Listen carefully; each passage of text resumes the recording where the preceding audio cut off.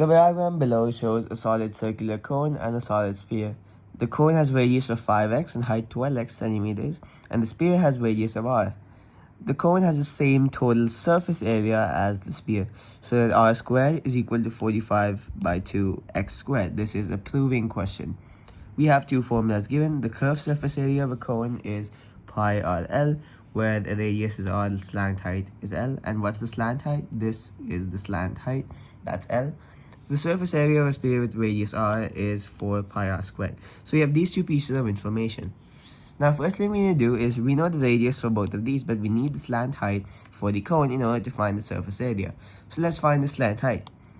We know this over here, this height is 12 centimeters. Sorry, 12x centimeters. And since it's the same as this, so we have a right angle triangle. And we have 5x and 12x, which are the two sides, and we need the hypotenuse of the triangle. So let's just say this is L.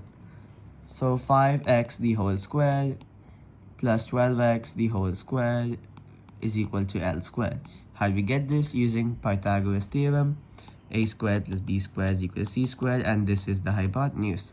So we can write this as 169x squared is equal to L squared, and L will simply be 169x squared. We take the square root, and now the square root, we can write it as square root of 169 times the square root of x squared.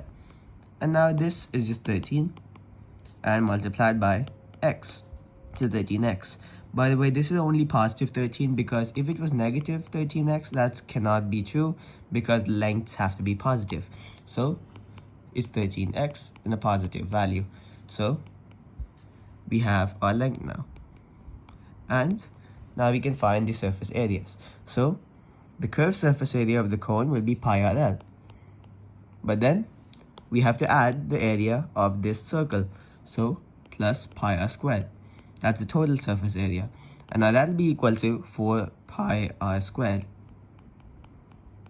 So of course we can substitute this now. So we have pi times 5x times 13x plus pi times 5x the whole square is equal to 4 pi times r squared.